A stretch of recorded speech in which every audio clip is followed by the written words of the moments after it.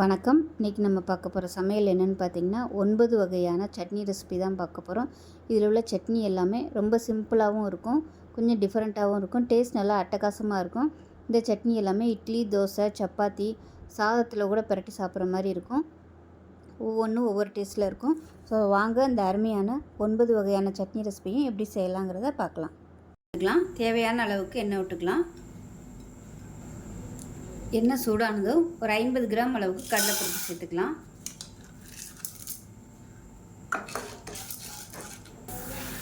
கடலைப்பருப்பு நல்லா பொரியுது. இதில் 4 காஷ்மீரி மிளகாய் வத்தல் சேர்த்துக்கலாம். இது கூடவே ஒரு 8 பல் பூண்டு சேர்த்துக்கலாம்.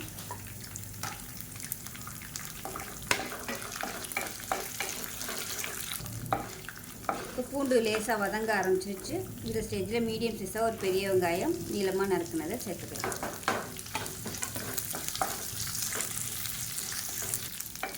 வெங்காயம் நல்லா வதங்கிருச்சு. இதில் மீடியம் சைஸாக 2 தக்காளி பொடியாக கட் பண்ணதை சேர்த்துக்கலாம்.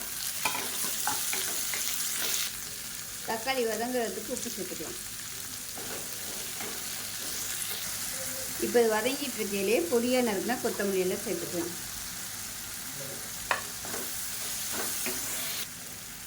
இது எல்லாமே நல்லா வதங்கிடுச்சு. இப்போ இதில் 1 டேபிள் ஸ்பூன் மிளகாத்தூள் சேர்த்துக்கலாம். கலருக்காக காஷ்மீரி மிளகாத்தூள் சேர்த்துருக்கேன். இது வந்து காரத்துக்காக மிளகாத்தூள் சேர்த்துக்கலாம். இதையும் சேர்த்து நல்லா வதக்கிடுச்சு. இது எல்லாமே நல்லா வதங்கிடுச்சு. கேஸ் அமர்த்திட்டு ஆறுனதுக்கப்புறம் நல்லா அரைச்சிட்டு பார்க்கலாம். இப்போ சட்னி நல்லா நைஸாக அரைச்சாச்சு. ஒரு பவுலில் ஊற்றிக்கலாம். இப்போ சட்னி வந்து நல்லா தண்ணியாகவே வச்சுக்கோங்க. இந்த சட்னி நல்லா தண்ணியாகவே வச்சுக்கோங்க இந்த அளவுக்கு. அப்போ தான் நல்லா இட்லியில் வந்து ஊற வச்சு சாப்பிட்றதுக்கு நல்லாயிருக்கும். இப்போ இதில் கடுகு, உளுந்து, கருவேப்பிலை, பெருங்காயம் தாளித்ததை இதில் கொட்டிக்கலாம். அவ்வளோதான், அருமையான சட்னி ரெடி ஆகிடுச்சு. இட்லி தோசைக்கெலாம் சூப்பராக இருக்கும். செஞ்சு பாருங்கள். செஞ்சு பார்த்துட்டு எப்படி இருந்துச்சுங்கிறத சொல்லுங்கள். வீடியோ பிடிச்சிச்சின்னா லைக் பண்ணுங்கள், கமெண்ட் பண்ணுங்கள், சேனலை சப்ஸ்கிரைப் பண்ணுங்கள், பக்கத்தில் உள்ள பெல் பட்டனையும் ப்ரெஸ் பண்ணுங்கள். நன்றி. இப்போ ஒரு பேன் எடுத்துக்கலாம். இதில் பார்த்தீங்கன்னா ஒரு 3 டேபிள் ஸ்பூன் அளவுக்கு எண்ணெய் விட்டுக்கலாம். எண்ணெய் நல்லா சூடானதும் ஒரு பெரிய மாங்காயில் பாதி சேர்த்துக்கலாம். அது கூடவே மீடியம் சைஸாக 2 தக்காளி இந்த மாதிரி 2ஆக கட் பண்ணிவிட்டு அப்படியே திருப்பி விட்டு சேர்த்துக்கோங்க. இது கூடவே 5லேருந்து 6 பச்சை மிளகாயை சேர்த்துக்கலாம். இது கூடவே 5லேருந்து ஒரு 7 பூண்டு பல் சேர்த்துக்கலாம். இப்போ இது எல்லாத்தையுமே நல்லா நம்ம ரோஸ்ட் பண்ணி எடுக்கணும். 1 நிமிஷம் அப்படியே விட்டுருங்க. அதுக்கப்புறமா திருப்பி விட்டு நல்லா அந்த தோலெல்லாம் நல்லா சுருங்கி வர அளவுக்கு வேக விட்டு எடுத்துக்கலாம். இப்போ பார்த்தீங்கன்னா 2 சைடுமே நல்லா வெந்துருச்சு. திருப்பி விட்டு நல்லா வேக விட்டு எடுத்துட்டேன். இந்த தோலை வந்து தனியாக எடுத்துடலாம். இப்போ தக்காளி உள்ள தோல் எல்லாமே எடுத்துட்டேன். இதை வேறு பிளேட்டுக்கு மாற்றிக்கலாம். இப்போ பாருங்கள், இந்த வெந்த மாங்காயிலேருந்து இந்த பல்ப்பு மட்டும் மிக்ஸி ஜாரில் சேர்த்துக்கலாம் உழைச்சி.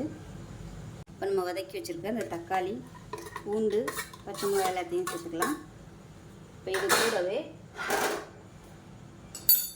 புதினா கொஞ்சமாக சேர்த்துக்கலாம். அது கூடவே கொஞ்சம் கொத்தமல்லியில் சேர்த்துக்கலாம்.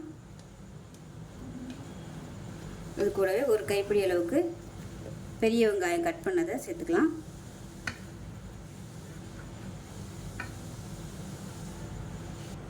இப்போ இதில் 1 டேபிள் ஸ்பூன் மிளகாத்தூள் சேர்த்துக்கலாம். 1/2 டேபிள் ஸ்பூன் தனியாத்தூள் சேர்த்துக்கலாம். 1/4 டேபிள் ஸ்பூன் மஞ்சள்தூள் சேர்த்துக்கலாம். 1/4 டேபிள் ஸ்பூன் கரம் மசாலா சேர்த்துக்கலாம். 1/2 டேபிள் ஸ்பூன் ஜீனி சேர்த்துக்கலாம். புளிப்பு, உரப்பு, காரம் எல்லாமே சேர்ந்து சூப்பராக இருக்கும் இந்த சட்னி. இப்போ இதை வந்து அரைச்சிட்டு வந்துடலாம் நல்லா. இப்போ இதில் கொஞ்சமாக உப்பு சேர்த்துக்கலாம். வதக்கையில் நான் உப்பு சேர்க்கலை, அதனால் இப்போ உப்பு சேர்த்துக்கலாம். இப்போ அரைச்சிக்கலாம். இப்போ பாருங்கள், சட்னி அரைச்சி கொண்டு வந்துட்டேன்.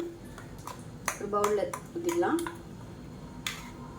இப்போ எப்பயும் போல் கடுகு, கருவேப்பிலை, பெருங்காயம், வரமிளகாய் போட்டு தாளித்ததை அதில் கொட்டிடலாம். அருமையான மாங்காய் சட்னி ரெடி ஆயிடுச்சு. உப்பு, புளிப்பு, காரம் எல்லா சுவையும் கலந்த ஒரு மாங்காய் சட்னி சூப்பராக ரெடி ஆயிடுச்சு. சாதத்துலேயும் போட்டு பசஞ்சு சாப்பிட்லாம்.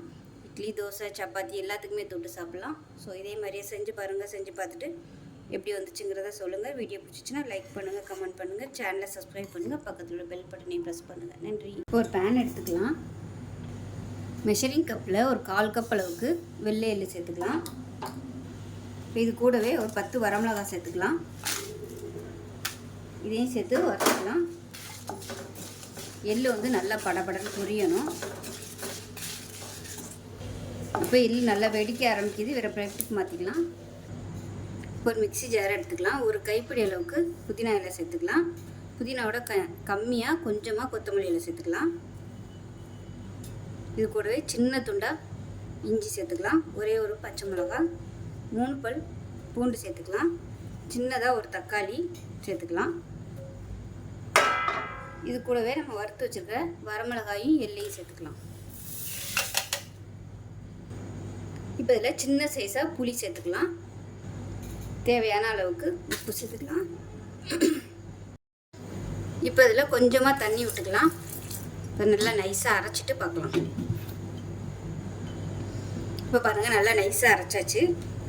நல்லா காரசாரமான ஒரு எள்ளு சட்னி சூப்பராக ரெடி ஆயிடுச்சு. இட்லி தோசைக்கெலாம் அருமையாக இருக்கும். சுட சுட இட்லிக்கு இந்த மாதிரி எள்ளு சட்னி வச்சு சாப்பிட்டிங்கன்னா அருமையாக இருக்கும். இப்போ எப்பயும் போல் கடுகு, சீரகம், உளுந்து, பெருங்காயம் போட்டு தாளிச்சிருக்கேன். இதை கொட்டிடுறேன்.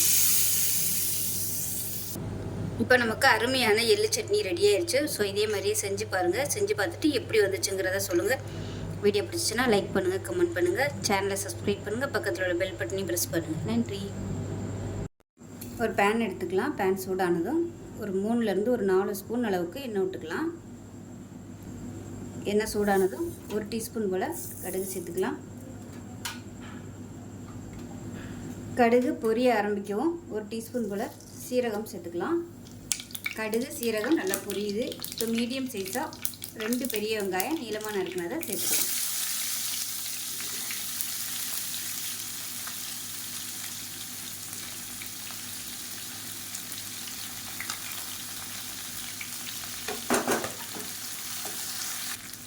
வெங்காயம் வதங்குறதுக்கு உப்பு சேர்த்துக்கலாம்.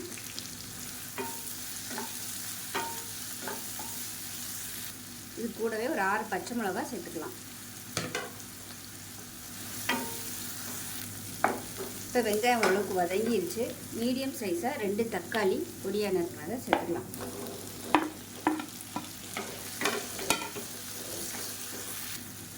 இப்போ தக்காளி நல்லா மசிய ஆரம்பிச்சிருச்சு. 1 டேபிள் ஸ்பூன் குழம்புத்தூள் சேர்த்துக்கலாம்.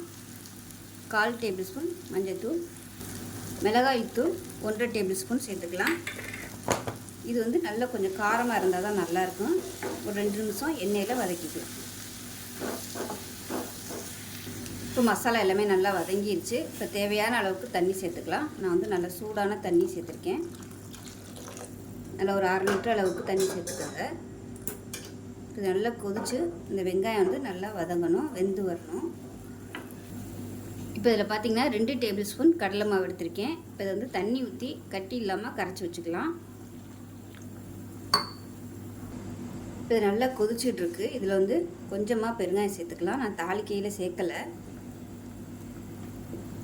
சேர்த்துட்டு கலந்து விட்டுலாம். இப்போ இந்த கடலை மாவு வந்து கரைச்சி வச்சுருக்கேன். இது வந்து நல்லா கலந்து விட்டுட்டு சேர்த்துக்கலாம்.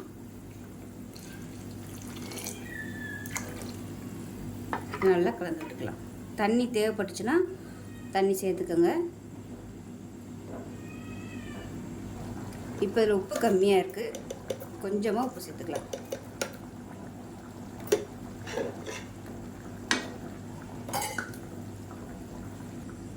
இப்போ கடலை மாவு பச்சை வாசனை போக நல்லா கொதிக்க விட்டாச்சு. கேஸ் அமர்த்திட்டு மேலாப்பில் கொத்தமல்லி சேர்த்துக்கலாம். அவ்வளோதான். அருமையான ஒரு 10 நிமிஷத்தில் ஒரு சூப்பரான பாம்பே சட்னி ரெடி ஆயிடுச்சு. இது வந்து எல்லாத்துக்குமே தொட்டு சாப்பிட்றதுக்கும் சூப்பராக இருக்கும். சப்பாத்தி, இட்லி, தோசை, ஊத்தப்பம் எல்லாத்துக்குமே அருமையாக இருக்கும். செஞ்சு பாருங்கள். செஞ்சு பார்த்துட்டு எப்படி வந்துச்சுங்கிறத சொல்லுங்கள். வீடியோ பிடிச்சிச்சின்னா லைக் பண்ணுங்கள், கமெண்ட் பண்ணுங்கள், சேனலை சப்ஸ்கிரைப் பண்ணுங்கள், பக்கத்தில் பெல் பட்டனை ப்ரெஸ் பண்ணுங்கள். நன்றி. அதை பார்க்கலாம். ஒரு கடாய் எடுத்துக்கலாம். இதில் வந்து ஒரு 3 ஸ்பூன் அளவுக்கு எண்ணெய் விட்டுக்கலாம்.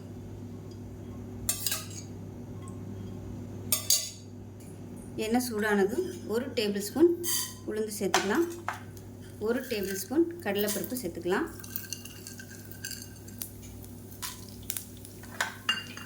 ஃபஸ்ட்டு இதை வந்து பொன்னிறமாக வறுத்துக்கலாம். இப்போ இது லேசாக சிவக்க ஆரம்பிக்கும்போது 3 பல் பூண்டு வந்து சேர்த்துக்கலாம். பெரிய பல்லாக 3 பல் பூண்டு. அது கூடவே ஒரு 10லேருந்து 12 சின்ன வெங்காயம் முழுசாக அப்படியே சேர்த்துக்கலாம். இது கூடவே சின்னதாக ஒரு 4 பீஸ் வர மாதிரி இஞ்சி சேர்த்துக்கலாம். இது கூடவே 3 பச்சை மிளகாய் உடச்சிட்டு சேர்த்துக்கலாம். அதோட ஒரு 7 வரமிளகாயும் சேர்த்துக்கலாம். இப்போ மீடியம் சைஸாக ஒரு தக்காளி சேர்த்துக்கலாம். இப்போ இதில் ஒரு கைப்பிடி கொத்தமல்லி இலை சேர்த்துக்கலாம். அது கூடவே நல்லா ஒரு கைப்பிடி வர மாதிரி முருங்கைக்கீரை கழுவிட்டு எடுத்து வச்சுருக்கேன், அதையும் சேர்த்துக்கலாம். இது எல்லாத்தையும் நல்லா வதக்கி விட்டுக்கலாம். இப்போ இதில் தேவையான அளவுக்கு உப்பு சேர்த்துக்கலாம். இப்போ இதில் சின்ன துண்டாக புளி சேர்த்துக்கலாம். இப்போ முருங்கைக்கீரை நல்லா வதங்கிடுச்சு. இதில் வந்து ஒரு 5 டேபிள் ஸ்பூன் அளவுக்கு துருவன தேங்காய் சேர்த்துக்கலாம். இதையும் சேர்த்து ஒரு பரட்டிட்டு கேஸ் அமர்த்திட்டு நல்லா ஆறுனதுக்கப்புறம் அரைச்சிட்டு பார்க்கலாம். இப்போ பாருங்கள், சட்னி நல்லா நைஸாக அரைச்சாச்சு. இதை ஒரு பவுலுக்கு மாற்றிக்கலாம். இப்போ மிக்ஸி அலசிட்டு தண்ணி சேர்த்துக்கலாம். இதை வந்து கெட்டியாக அரைச்சிங்கன்னா சாதத்தில் கூட பிசைஞ்சு சாப்பிட்லாம், சூப்பராக இருக்கும். முருங்கைக்கீரை வந்து அந்த கசப்பு தன்மை தெரியாது. அதே சமயம் நம்ம கொத்தமல்லி சேர்த்துருக்கனால அந்த கொத்தமல்லியோட ஃப்ளேவர் தான் கிடைக்கும். முருங்கைக்கீரையோட சத்தும் கிடைச்சிடும். முருங்கைக்கீரை சாப்பிடாத குழந்தைகளுக்கு இது மாதிரி சட்னியாக செஞ்சோம்னா நமக்கு இரும்பு சத்து நல்லா அதிகமாக கிடைக்கும். ரத்தமும் நல்லா ஊறும். ஹீமோக்ளோபின் கம்மியாக இருக்கிறவங்க இது மாதிரி சட்னியாக வச்சு சாப்பிட்டிங்கன்னா சூப்பராக இருக்கும், நல்லா ஹெல்த்தியாகவும் இருக்கும். இப்போ நம்ம தோசை எப்படி செய்யலாங்கிறத பார்க்கலாம். இப்போ எப்பயும் போல் கடுகு, உளுந்து, கருவேப்பிலை போட்டு தாளிச்சிருக்கேன். பெருங்காயம் போட்டு அதை சேர்த்துக்கணும். எல்லாத்துக்குமே தொட்டு சாப்பிட்ற மாதிரி ஒரு அருமையான பூண்டு தொக்கு எப்படி செய்யலாங்கிறத பார்க்கலாம். இப்போ ஒரு மிக்ஸி ஜார் எடுத்துக்கலாம். இதில் ஒரு கைப்பிடி அளவுக்கு நல்ல பெரிய பூண்டாக எடுத்திருக்கேன். இப்போ இதை வந்து இதில் சேர்த்துக்கலாம்.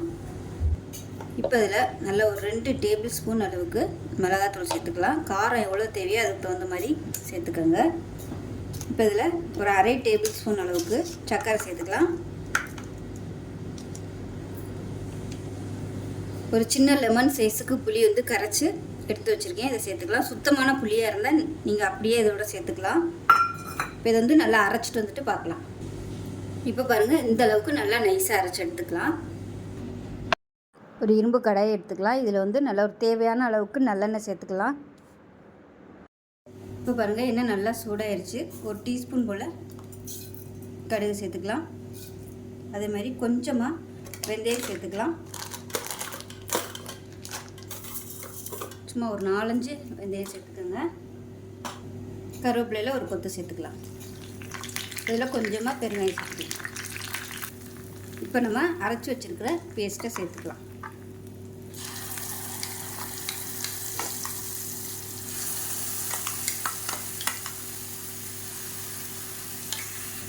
இது கூடவே ஒரு கைப்பிடி பூண்டையும் முழுக்க அப்படியே எண்ணெயில் சேர்த்துக்கலாம். இப்போ இது எல்லாமே சேர்ந்து நல்லா அப்படியே பொரிஞ்சு வரணும்.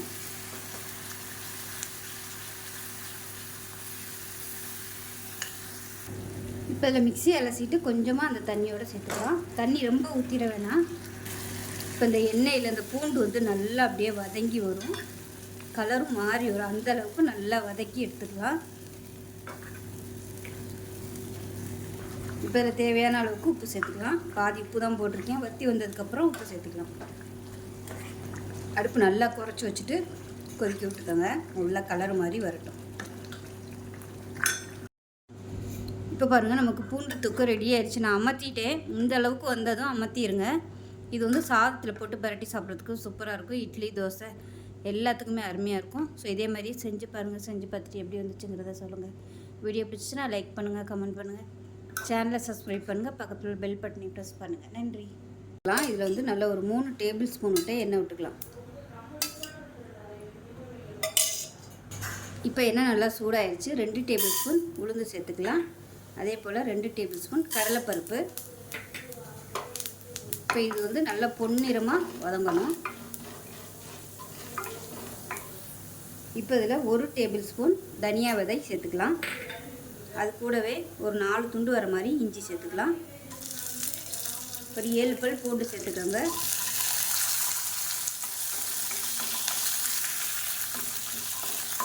இப்போ இது கூடவே பச்சை மிளகாய் சேர்த்துக்கலாம். சின்ன சின்ன பச்சை மிளகாயாக இருக்குது.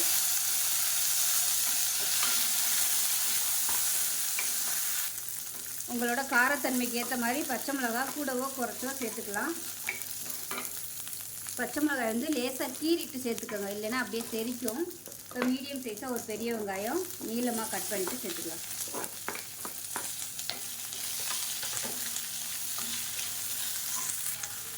இப்போ இதில் தேவையான அளவுக்கு உப்பு சேர்த்துக்கலாம்.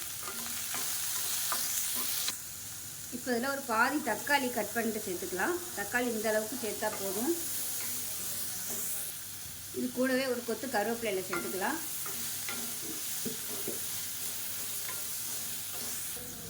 இப்போ இதில் சின்னதாக நெல்லிக்காய் சைஸுக்கு புளி சேர்த்துக்கலாம்.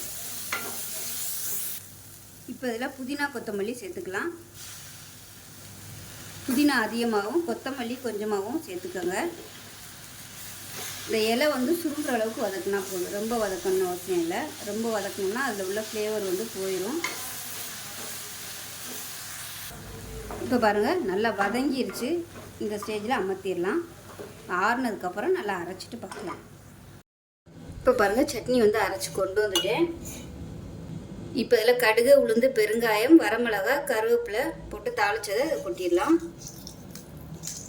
வரமிளகா வந்து விதை எடுத்துட்டு சேர்த்துக்கோங்க, இல்லைன்னா காரம் அதிகமாக இருக்கும். அவ்வளோதான், அருமையான ஹோட்டல் ஸ்டைலில் புதினா சட்னி ரெடி ஆயிடுச்சு. டேஸ்ட் நல்லா அட்டகாசமாக இருக்கும். அந்த புதினா கொத்தமல்லியோட வாசனை சூப்பராக இருக்கும். செஞ்சு பாருங்கள். செஞ்சு பார்த்துட்டு எப்படி இருந்துச்சுங்கிறத சொல்லுங்கள். வீடியோ பிடிச்சிச்சுன்னா லைக் பண்ணுங்கள், கமெண்ட் பண்ணுங்கள், சேனலை சப்ஸ்கிரைப் பண்ணுங்கள், பக்கத்தில் உள்ள பெல் பட்டனை ப்ரெஸ் பண்ணுங்கள். நன்றி. ஒரு கடாயை எடுத்துக்கலாம். இதில் வந்து ஒரு 3 டேபிள் ஸ்பூன் அளவுக்கு எண்ணெய் விட்டுக்கலாம். எண்ணெய் நல்லா சூடானதும் மெஷரிங் கப்பில் ஒரு 1/4 கப் அளவுக்கு துவரம்பருப்பு சேர்த்துக்கலாம். சேர்த்துட்டு மீடியமான ஃப்ளேமில் வறுத்துக்கலாம். துவரம்பருப்பு பொரிய ஆரம்பிக்குது. இந்த ஸ்டேஜில் 1 டேபிள் ஸ்பூன் அளவுக்கு வறுக்காத வேர்க்கடலை சேர்த்துக்கலாம். சேர்த்து வறுத்துக்கலாம். இப்போ இந்த ஸ்டேஜில் 15 சின்ன வெங்காயம் உரிச்சதை அப்படியே சேர்த்துக்கலாம். இது கூடவே ஒரு 10 பூண்டு பல் சின்ன பல்லாக சேர்த்துருக்கேன். பெருசாக இருந்தால் ஒரு 4-5 சேர்த்துக்கோங்க. இது கூடவே 10லேருந்து 12 பச்சை மிளகாய் சேர்த்துக்கலாம். லைட்டாக கீறிட்டு சேர்த்துக்கோங்க, இல்லைன்னா வெடிக்கும்.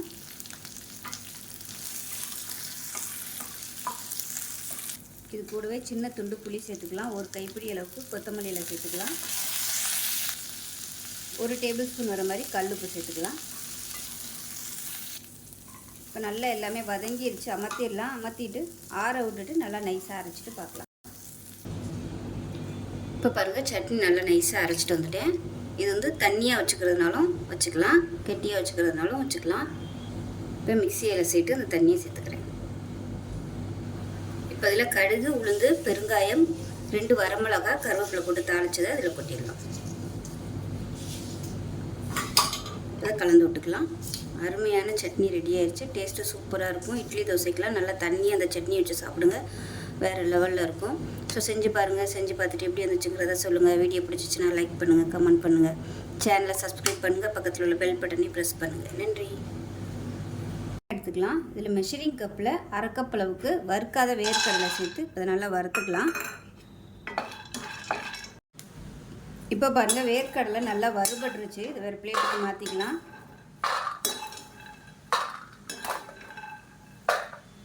இப்போ அதே கடாயில் ஒரு 3 டீஸ்பூன் அளவுக்கு எண்ணெய் விட்டுக்கலாம். எண்ணெய் சூடானதும் நான் வந்து ஒரு 25 பச்சை மிளகாய் எடுத்திருக்கேன். 2ஆக கட் பண்ணிவிட்டு வச்சுருக்கேன். இது வந்து சின்ன சின்ன பச்சை மிளகா தான். பெருசாக இருந்தால் நீங்கள் பாதியாக குறைச்சிக்கோங்க. முழுசாக போட்டிங்கன்னா வெடிக்கும் எண்ணெயில் போடையில். அதனால் நான் 2ஆக கட் பண்ணி வச்சுருக்கேன்.